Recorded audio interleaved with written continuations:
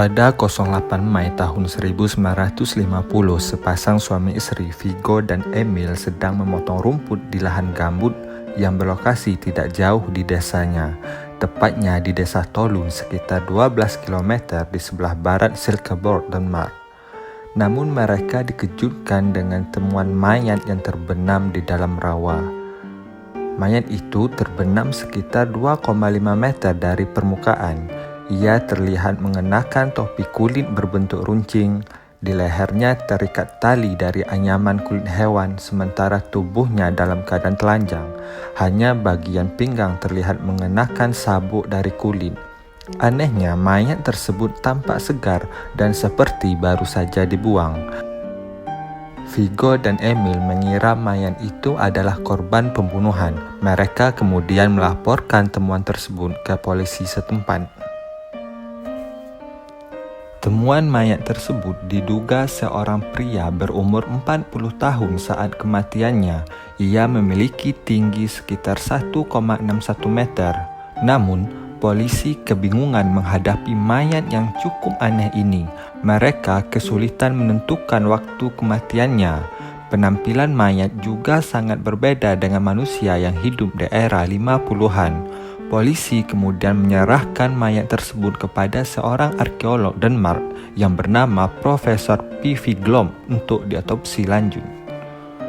Penyelidikan yang dilakukan oleh Glom menunjukkan bahwa mayat tersebut meninggal antara tahun 375 hingga tahun 210 sebelum Masehi atau sekitar 2400 tahun yang lalu. Di saat itu, wilayah Eropa bagian utara masih berada di zaman besi. Lantas, bagaimana mungkin mayat itu masih awet hingga tahun 1950? Menurut Glom, kondisi asam, kurangnya oksigen di bawah permukaan rawa dan cuaca dingin di wilayah Eropa menyebabkan mayat terawetkan secara alami. Asam di rawa gambut dihasilkan oleh lumut sphagnum yang dapat mengawetkan jaringan lunak pada tubuh. Glom juga menyelidiki penyebab kematian mayat pria itu. Ia menduga bahwa sang pria meninggal dengan cara digantung. Hal ini diindikasikan dari keberadaan tali kulit di bawah dagu dan melingkari bagian leher. Pada tahun 2002, pemeriksaan ulang dilakukan untuk memperkuat penyebab kematiannya. Hasil radiografi semakin memperkuat bahwa pria itu mati dengan cara digantung. Hal ini terlihat dari lidahnya yang terjulur. Akan tetapi, arkeolog masih mengalami kesulitan untuk menentukan mengapa pria itu digantung di masa lalu. Catatan Cornelius Tacitus dari masa Romawi kuno menyebutkan bahwa suku-suku di Eropa Utara memiliki kebiasaan menggantung para penjahat, kemudian melemparkannya ke rawa sebagai bentuk penghinaan.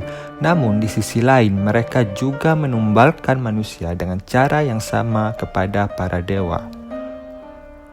Wajah mumi yang tampak seperti tersenyum serta diposisikan seperti janin saat pertama kali ditemukan menunjukkan bahwa ia tidaklah dieksekusi sebagai penjahat, namun sebagai tumbal bagi para dewa. Penelitian terbaru menunjukkan bahwa sang mumi memakan bubur jelai sebelum kematiannya. Di dalam bubur tersebut juga ditambahkan tanaman persikaria, yaitu gulma dari tanaman jelai. Menurut Nielsen, memakan bubur mengandung persikaria merupakan bagian dari ritual pengorbanan sebelum eksekusi dilakukan. Pengorbanan manusia sangat lazim dilakukan di Eropa Utara pada zaman prasejarah. Di Denmark saja ditemukan lebih dari 500 mumi manusia rawa, termasuk mumi yang kemudian dikenal sebagai manusia Tolun ini. Namun, kondisi manusia Tolun jauh lebih baik dibandingkan dengan kondisi mumi yang lain. Raut wajahnya terlihat masih sangat sempurna, bahkan sidik jarinya masih bisa dianalisis oleh kepolisian. Oleh sebab itu, sidik jari manusia Tolun tercatat sebagai salah satu sidik jari tertua di dunia.